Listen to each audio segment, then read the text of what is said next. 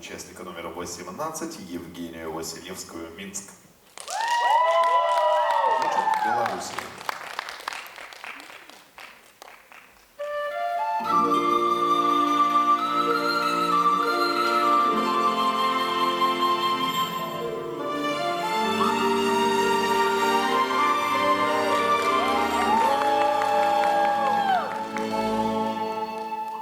Куточек Беларуси, маленькая родина, те самого дзяцінства, все мило сердцу, так схиліўшыся рабіна, абудзіць успаміны з вярбой, што на каліткі, патронны клічата.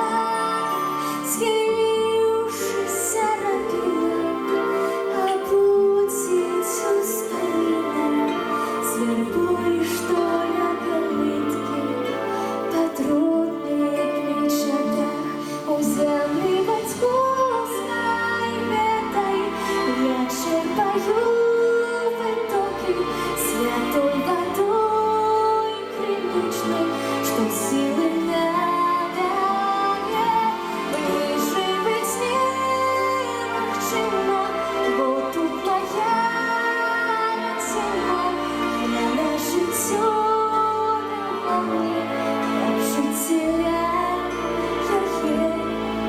На ўскрай палю духмяных, у вёсцы невялічкай, душа адпачывае у водары садоў.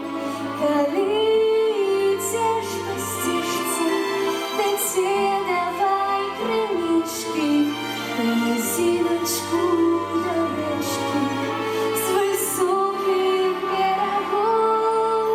Калі ідзеш па сцежцы, дайце давай крынічкі, нізіначку да рэчкі з высокіх берагоў. У зямлі бацькоўскай гэтай я чэрпаю вытокі святой вадой крынічнай, што сілы надае. Бліжэй быць немагчыма, бо тут моя радзіма, яна жыццё дала мне, як жыцця яе.